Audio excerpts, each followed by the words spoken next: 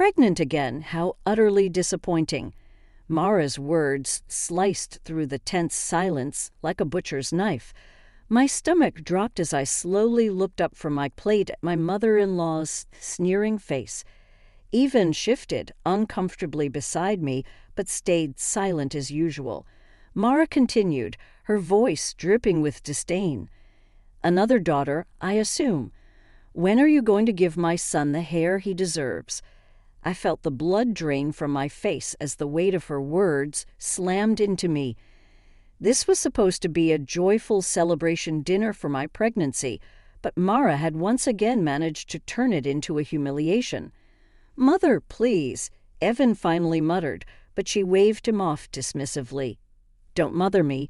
You're just as frustratingly submissive as your father was. If you don't control your wife, she'll keep popping out these disappointing female placeholders." Tears stung my eyes as I finally found my voice. "Zoe is not a placeholder. She's our beloved daughter, and this pregnancy is still early. We don't know the sex yet." "Oh, spare me," Mara rolled her eyes. "With your atrocious track record, it's clearly another girl. You're a broodmare failure." The venom in her tone shook me to my core. Evan's head hung low, crushed by his mother's verbal lashing. Hurt and rage burned inside me, but I knew defending myself was futile against this woman's cruelty. I need some air," I managed to choke out, pushing back from the table. I had to escape before breaking down completely. Mara scoffed as I rushed away. "Running away again, are we? Typical." I hurried out to the back patio, gulping in the cool night air as burning tears streaked my cheeks. How could she be so hateful and demeaning toward me? Footsteps approached, and I tensed, steeling myself for another barrage of insults. But it was Evan, his face etched with sadness and apology. "Lena, I'm so sorry. She was completely out of line back there," he said softly, taking my hand. "You know how important you and the kids are to me. Don't listen to her vitriol." I pulled my hand away, suddenly angry at his passivity, but I did listen, Evan. For 8 years, I've listened to her constant put-downs and cruelty toward me, toward Zoe. When are you finally going to stand up to your mother? Evan's eyes widened, then quickly averted. "You know how she is. She'll never change," he mumbled weakly. I felt something inside me harden at his words. For the first time, I truly saw Evan's inability or unwillingness to protect me from his mother's abuse. In that moment, the illusion of our marriage began cracking before my eyes. As I looked into my husband's beaten, submissive stance, I realized with sinking dread that this pattern would never end. Mara's iron grip over him was unbreakable, and I was the perpetual target for her destructive need to dominate. Weary, I turned and headed back inside, leaving Evan standing alone with his spineless excuses. I sensed this was the beginning of an inescapable downward spiral that would alter my family forever. If only I knew then just how devastating the consequences would be. The tension hung thick in the air as Mara smoothed her silk blouse, a self-satisfied smirk playing across her lips. "Lena, dear, I have some news that may shake things up a bit," she said mockingly. I eyed her wearily from across the kitchen counter. "What are you talking about?" "Well, you know how concerned I've been about securing a legitimate heir for my son," she began in a mock-sympathetic tone. "A daughter is lovely, but it simply won't do for carrying on the family legacy." A rage simmered within me, but I bit my tongue. After the disastrous dinner weeks ago, I knew any protest would be futile against this woman's twisted agenda. Mara continued, so I took matters into my own hands to help solve this delicate issue. I introduced Evan to a wonderful young lady, Sienna. She's fertile, devoted, and more capable of providing him with the son he deserves. The words hung in the air like a bad dream, but Mara's vindictive stare told me this was no nightmare. It was disgustingly real. You brought another woman into our marriage to have a baby with my husband," I sputtered, struggling to process the depths of her depravity. "Oh, don't be so dramatic," she scoffed. "I'm doing what's best for my son's future. You've proven quite incapable in that regard."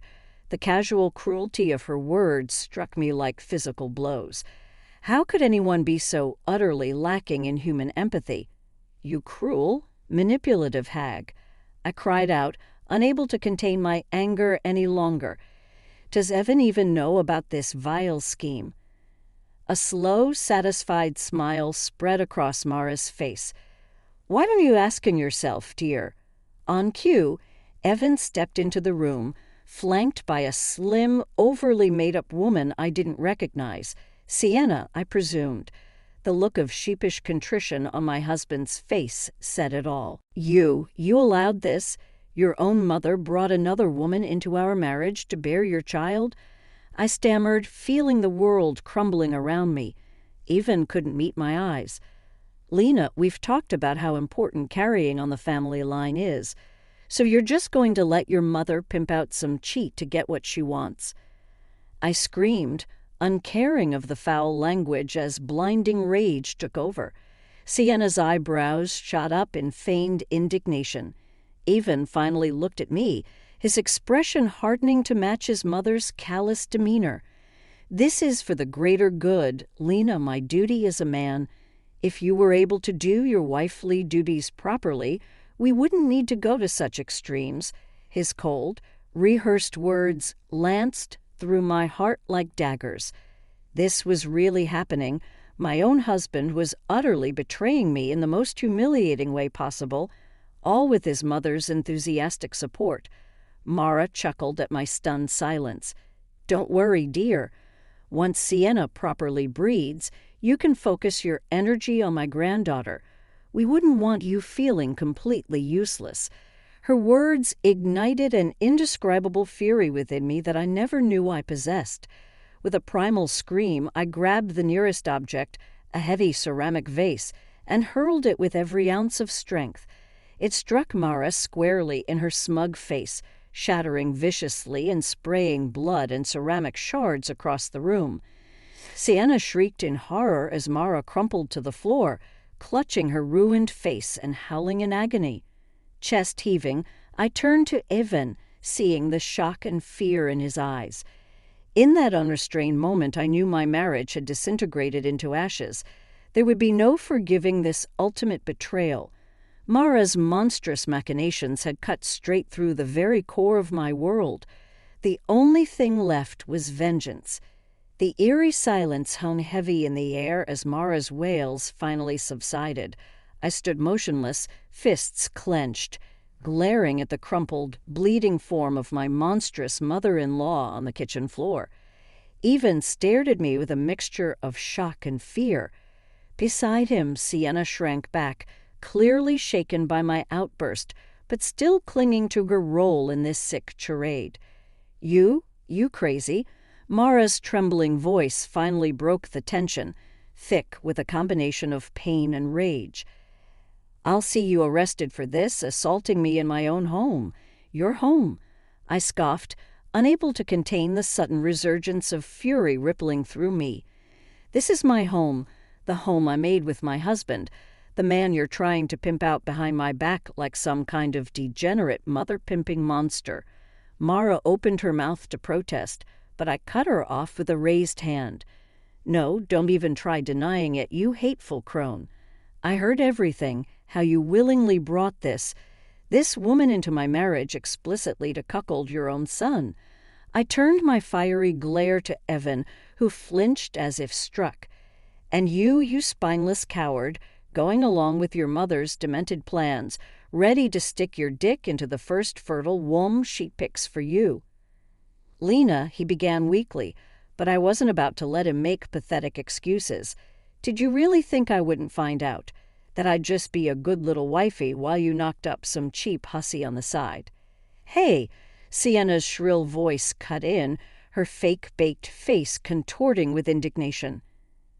"I am not some hussy. Your bastard husband came on to me." I whirled on the overly made-up woman, feeling a cruel smile spread across my face. Did he now? So tell me, when you were spreading your legs for a very married man, did you stop to think about his innocent family you were helping to destroy? Sienna opened her mouth, but nothing came out. Deep down, even she realized how reprehensible her role was in this sordid scheme. Chuckling darkly, I turned back to Ivan. Unfreaking believable. I gave you everything. A beautiful child, a loving home, an amazing life, and you were ready to just throw it all away to satisfy your mother's unhinged breeding fetish. Mara stirred, glaring up at me, her face already starting to grotesquely swell from the vase impact. You have no one to blame but yourself, you infertile enough. I roared, slamming my fist down on the counter hard enough to make them all jump. I have had it with your bottomless well of cruelty and manipulation. If having a son is so obsessively important, then Ivan is welcome to it. Striding over to a small desk, I snatched up a pen and a sheath of papers, thrusting them toward Ivan with cheeks burning. Separation agreement. You can have your son, your freedom to breed some new little hairs with that plastic surgery disaster over there. Ivan gaped, stunned into silence. Even Sienna seemed jolted by my actions as the gravity of the situation sank in. Well, I demanded through gritted teeth, sign it and get out. Take your vile, treacherous mother and your stupid son Quest and just go. I want you out of my house, out of my life. Slowly, numbly, Evan took the pen and stared at the agreement. A heavy pause seemed to blanket the room as Mara and Sienna looked on with matching expressions, a mixture of surprise and sickening satisfaction. Then, with a trembling hand, Evan scrawled his name in harsh strokes across the papers, officially ending our marriage in that single callous gesture, as his mother had always intended. Exhaling hard, I snatched the signed pages back from his hand, our eyes locking in one last searingly intense glare. Then I turned and walked upstairs without another word, clutching the proof of my broken world and wondering how I would ever be able to piece my shattered life back together. The next few days passed in a numb blur. Ivan and his mother had stormed out after the confrontation, taking their co-conspirator Sienna with them. An eerie silence descended over the house I once thought of as my loving home. I drifted aimlessly, my mind struggling to process the devastating implosion of my marriage. Logically, I knew signing those separation papers was the only recourse after Ivan's unforgivable betrayal, and yet the overwhelming sense of loss threatened to swallow me whole. At times, Zoe, our 8-year-old daughter, seemed to pick up on the heavy tension, despite my efforts to shield her. She became quieter, clingier, her usual bright exuberance dimming. "Mommy, where did Daddy go?"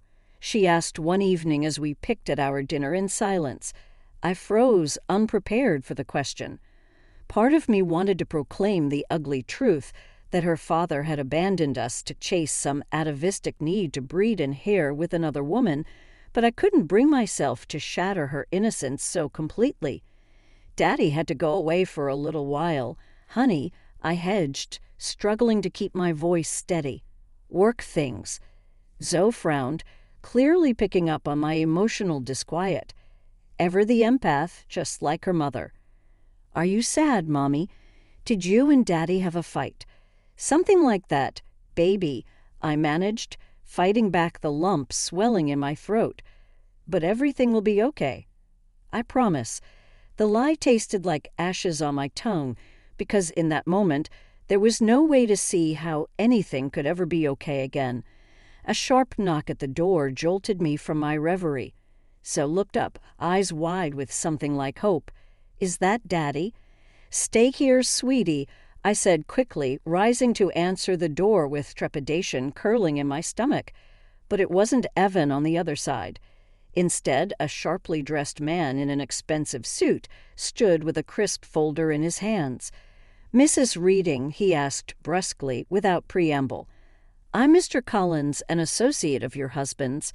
An icy fist gripped my heart as I suddenly sensed where this was headed. The separation had clearly begun, the legal fractures.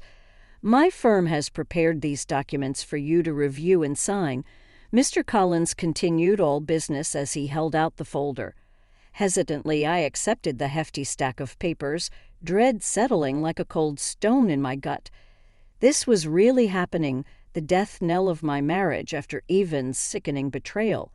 As I mechanically paged through the legalese, certain phrases jumped out in harsh simplicity. Petition for dissolution of marriage, rendered the covenant irreparably broken, division of assets favoring the male issue-bearing party. I felt the blood drain from my face as awful realization bloomed. This wasn't just a simple divorce agreement. It was Avon and his demonic mother wielding their wealth and influence to strip me of everything, my home, my life, my child, all in cruel pursuit of their deranged male hair vendetta. "You have 48 hours to review and sign these terms, Mrs. Reading," Mr. Collins stated flatly. "After that, my client will pursue more aggressive recourse if you fail to comply." The unmistakable threat laced his words like arsenic. Memories flashed of the unrestrained violence that ran in Mara's virulent veins, the vase, the bloodshed of her unstoppable quest to destroy any obstacle to the grandchild she craved. My treacherous, spineless husband had clearly thrown in with his vile mother. He would stop at nothing to cut me out of his life completely, all for the unforgivable sin of bearing him a daughter instead of a son. A cold, dead feeling settled over me, the final vestige of our broken marriage crumbling to bitter ash. There would be no more tears, no more desperate pleas or self-delusions. I was truly and utterly alone now, except for my innocent little girl watching in sad confusion from the next room. The pure, bright spirit that was supposed to be my greatest joy. But in that stark moment, she became my sole lifeline, my unbreakable reason to endure the coming storm. I turned to Mr. Collins, my jaw rigid. "Tell your client that after 48 hours, he can expect to hear from my attorney," I stated in a toneless rasp, "because I'll be damned if I let him take my daughter too." With that, I shut the door in the lawyer's face. Then I turned and pulled a confused Zoe into my arms, holding her tiny form as if she were a life vest in a raging sea. There would be no surrender. No matter how viciously Evan and Mara tried to drown me for Zoe's sake, I would find a way to stay afloat and make them pay dearly for their twisted sins. The next 48 hours were a blur of grim determination.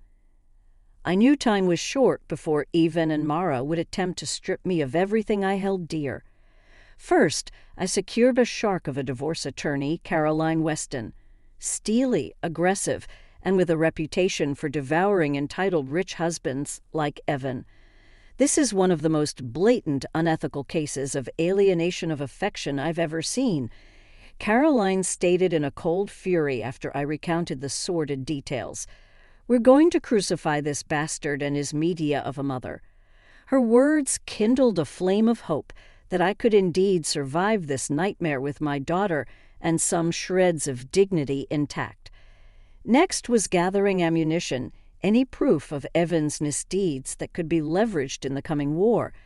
I pored over financial records, discovering his company had been filtering money to an offshore account for years, embezzlement and tax evasion, potentially criminal behavior if exposed. Perfect leverage. Finally, I arranged for Zoe's temporary relocation while the legal battle raged. My sister, an elementary school teacher, lived 2 states over. I knew she could shelter and care for my sweet girl while I fought in the trenches. When the 48-hour deadline arrived, I was ready, or as ready as I could be. Mr. Collins arrived promptly with the same aloof disdain as before. "I trust you've had ample time to review the terms and come to an amenable decision," he stated flatly. In response, I slid the signed divorce petition across the table, but not the one he provided.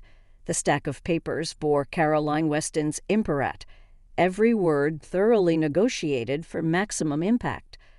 Mr. Collins's eyes flashed with surprise as he scanned the unrecognized document, his brows knitting in disapproval. This was not the agreement we discussed. My client will need to reevaluate these terms. These are the terms, I stated coldly. I refuse to be bullied or stonewalled. Every nefarious act, every awful betrayal has consequences. I slid the thick dossier of financial documentation across the table, watching Mr. Collins's face blanch slightly as he grasped the implications.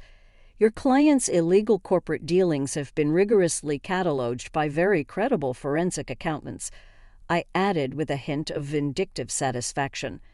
Any attempt to deprive me of my legal marital rights and claim over my daughter will be met with the full public revelation of these damning records. I allowed that threat to hang in the air.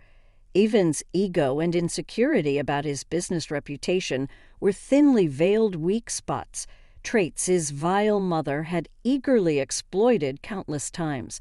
Now it was my turn to wield that leverage. Mr. Collins maintained an impressively impassive poker face as he studied the documentation, though a muscle twitched almost imperceptibly in his jaw. Perhaps he was already calculating how hard this battle could hit Evan's pocketbook. I will present this counteroffer to Mr. Reading in full, he said finally, vote tight, contingent on these materials remaining discreet for now. See that you do, I said simply. The meter is running on flaying his reputation and criminal liability wide open. With a curt nod, Mr. Collins collected the documents and departed, clearly reeling from this unanticipated turn of events. For the first time in a long time, I felt the faintest spark of hope of reclaiming some portion of my life and dignity from Evan and Mara's grasping claws, but there was still one vital loose end to secure before the war began in earnest. I turned and gathered Zoe into my arms, fighting back fresh tears at her sad, bewildered expression. "Mommy," she said tremulously, "what's happening?" "I want Daddy to come home." I hushed her gently, stroking her soft hair. "I know, baby, I know, but you have to go stay with Auntie Nina for a little while, okay, for your safety." Zoe's eyes widened slightly, picking up on the undercurrent of tension, but she nodded obediently as I clutched her tiny form. I silently vowed to do whatever it took to protect my daughter's well-being, even inscribing her name permanently in the chasm dividing our family. There would be hurt and confusion, but I hoped she would eventually understand, because in the end, I would make absolutely certain that Evan and Mara paid the ultimate price for their monstrous transgressions. Once that line was crossed, there was no going back. The divorce battle erupted with a fury I could scarcely have imagined. Evan and Mara clearly felt spurned by my refusal to capitulate and were determined to crush me through overwhelming legal force and intimidation. Caroline proved to be worth every penny, matching their team's viciousness tit for tat. Accusations and exposures flew in both directions as dark secrets were mercilessly excavated. Mara launched a public smear campaign portraying me as an unfit mother and spouse jealous of Evan's business success. We countered by leaking details of her deranged campaign to cuckold her own son for a male heir. It was a brutal, soul-destroying process, but I refused to surrender an inch, kept afloat by my determination to maintain stability for Zoe. Finally, after 6 excruciating months, cooler heads in Evan's camp prevailed in pushing for a negotiated settlement, an end to the scorched earth hostilities before any more radioactive scandals fully combusted. I'll never forget the heavy silence that fell over the sterile conference room as our respective legal teams arrived. Evan entered, shoulders squared but eyes hollowed by the long battle. Then Mara swept in, her face still bearing the faintest scars from the vase incident, twisted into her trademark sneer. I felt a brief thrill of satisfaction that at least I'd managed to mar her unbearably smug exterior. Greetings were dispensed with, having long abandoned such niceties. We came straight to business. My client is prepared to offer a full and impartial distribution of legitimate marital assets, provided certain conditions are met. Caroline stated firmly, including permanent renunciation of custodial claims over the minor child. I could feel Mara's glare burning a hole through me. Sacrificing any claim to Zoe was the heaviest concession, but a necessary one to secure safety and healing. To her credit, Caroline didn't flinch, as well as assurances that the unconventional reproductive circumstances during the marriage remained sealed and undisclosed, a harsh jab at the twisted air conspiracy and a not-so-veiled threat about potential criminal repercussions. Even shifted uncomfortably at the allusion. Mara's scowl deepened.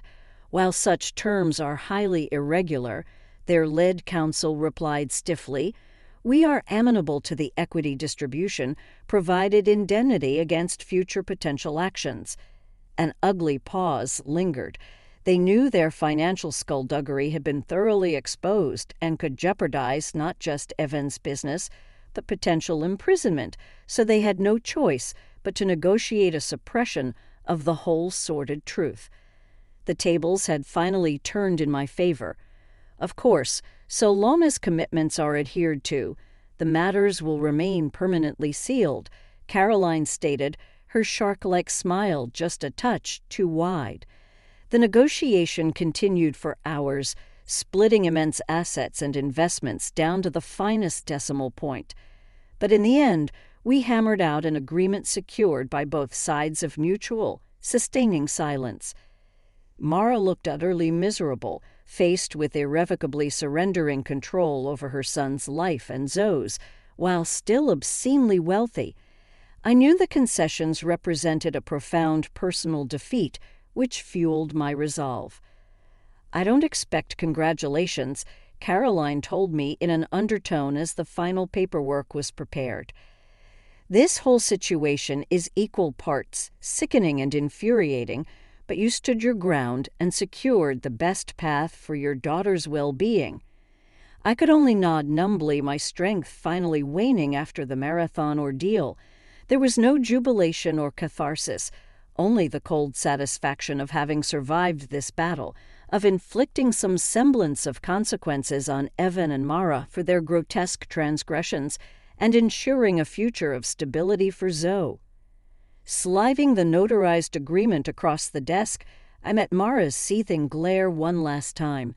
"Don't ever set foot near me or my daughter again, you twisted evil." Too weary even to revel in her impotent sputtering at the insult, I simply stood and walked out, gathering the last remnants of my dignity to forge a path into this new uncertain life. There was still one final loose end to tie up, and I intended to cut Mara's last thread of delusion with utmost precision. With the divorce settlement finalized and my financial future secured, I could finally turn my focus to rebuilding our life, free from Evan and Mara's toxic orbit. My first priority was reintegrating with Zoe, the poor girl who had been shuttled between relatives for months, kept at a cautious distance from the legal war zone raging between her parents. I could only imagine the confusion and hurt she must have felt. When Nob brought her home that first day, Zoe ran straight into my arms, her little body trembling with soft sobs. My heart shattered anew at her muffled cries. "I missed you so much, Mommy. I was so scared," she whispered. "Should I know, baby," I soothed, fighting my own tears. "I missed you more than you could ever know, but it's okay now. We're going to be okay." She pulled back, her young face still so innocent, yet bearing a new heaviness. "Is Daddy ever coming home?" A lump formed in my throat as I studied her deep brown eyes, so much like Evan's. How could I lie yet also deprive her of hope? "Daddy can't be with us anymore, sweetheart," I managed carefully. "He made some choices that went against what we believe is right." Zoe's brow furrowed in confusion. "Did he do something bad?" "In a way, yes," I sighed, pulling her close again. "But you don't have to worry about any of that now. What matters is you and me and how we move forward from here, okay?" She nodded, seeming to grasp the simplicity of that concept, despite the complexities raging underneath. In that moment, I vowed to preserve her innocence, her trust in whatever way I could. Over the following weeks, we began to rebuild our little family of two. With Evan's financial settlement, I was able to secure a fresh start, a cozy rental home away from the shattered remnants of our marriage, enroll Zoe in a new school, and realign my career trajectory in marketing communications. Slowly, smiles and warmth began returning to Zoe's youthful exuberance as our new normal solidified, no longer weighed down by that toxic undercurrent of dysfunction surrounding Evan and Mara. The only hiccup came when I received a terse communication from Sienna, Evan's former mistress, the woman he had intended to breed his hair with. Your pathetic excuse for a husband came crawling back, in case you were wondering. Her message read acidly. But once I got a taste of his true self and that monster-in-law, I wanted no part of that dysfunctional freak. She included documentation showing the exorbitant settlement she had demanded to preserve her silence and disappear from our lives for good, a final insult to injury paid for my share of the divorce payout. Rather than anger, I felt only pity for Sienna's sad delusion that she'd been anything more than a dispensable pawn in Evan and Mara's twisted schemes, and I sensed her message held far more impact for them than for me, the ultimate failure and rejection of their disastrous heir-breeding plot. In a strange way, it felt like the last fading embers of that ugliness had finally burnt out, completely freeing me to turn my energy fully toward nurturing and protecting the family I did have, my ethereal bond with Zoe. There were still the occasional flare-ups from Mara's camp, grotesque tantrums lamenting her loss of control and grandchild, but I simply systemized blocking and containing her, preserving peace for Zoe at all costs. A few months after the finalized settlement, I received an awkward, rambling text from Evan out of the blue. I know I have no right to darken your life any longer. The wreckage left behind is entirely my shame to bear. But I hope one day Zoe will understand that, despite everything, I did love her with all my heart. The words were a hollow echo, a desperate grasp for validation or absolution after his spinelessness shattered our family. I didn't bother responding, focused entirely on my new beginning because that broken man's sad plea for sympathy couldn't reach me any longer, not in the sanctuary of tranquility and love I had rebuilt around my beautiful daughter, not when his vile deeds had finally caught up to him, leaving him utterly alone with his unbearable guilt. The years passed with surprising tranquility as I raised Zoe in our new peaceful life. There were moments of struggle and heartache, of course, but they paled in comparison to the constant toxicity that pervaded my marriage to Evan. As she grew into a brilliant, self-assured young woman, I made sure Zoe understood the basic truths of what tore our family apart, at least enough for her to recognize the inherent brokenness in her father and grandmother's value system. She never voiced resentment toward them, but a sort of detached pity, an intrinsic understanding of how their obsessive pursuit of an heir destroyed any possible bond. "I'm just glad I had you, Mom," she would say with a maturity beyond her years. "You were the only one who really knew what was important, family, not bloodlines." Her words simultaneously filled me with pride and profound sadness for the innocence she was forced to let wither at such a young age. But I took solace in knowing I had insulated her from the brunt of their viciousness. Until the day that seismic postscript arrived, brutally textured with karma's fury. It was a simple certified letter that appeared innocuous at first glance, but the return address, a maximum security prison, quickly turned my blood cold. With hands trembling, I tore it open to find a terse message. Mrs. Reading, "I regret to inform you that your former husband, Ethan Reading, has been incarcerated on charges of corporate racketeering, embezzlement, and tax evasion related to his business activities." The legal correspondence continued, but my vision blurred as the full weight landed.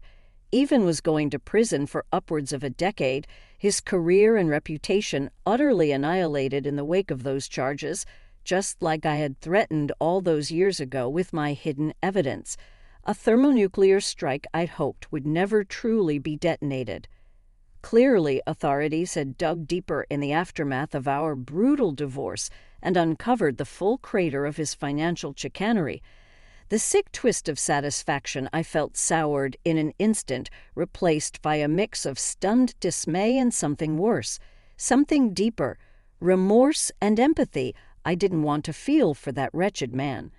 Because no matter how unforgivable his actions, no matter how much he deserved punishment, I knew this development would utterly shatter Mara. Her whole world, her whole cancerous obsession for continuing the family empire through a male heir, would finally collapse in on itself. With Evan incarcerated, she would be alone, bereft, her manipulative power machinations reduced to ashes at last. I tried to stamp out the small tendril of compassion warming through me, reminding myself of her boundless cruelty, her eagerness to obliterate my own family. Yet it persisted, the ghost of the hopeful young bride I had once been, sickened by the realization that Mara had doomed herself and her deepest desire through her very quest to obtain it. Her world view had been her undoing. The ramifications, of course, would ripple out in unpredictable waves. What would become of their real estate empire and wealth with Evan behind bars? And more urgently, what about Zoe? I was deep in thought, rereading the letter for any clues when the front door opened and my now grown daughter swept in from classes. "Hi, Mom, did you hear from?" She stopped short, taking in my pale, shaken expression. "Mom, what is it? What's wrong?" Drawing a steadying breath, I wordlessly handed her the letter.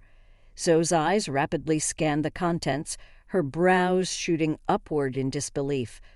"Oh my God, Dad's in prison." She looked up at me, the shock and hurt palpable despite our long estrangement from Evan.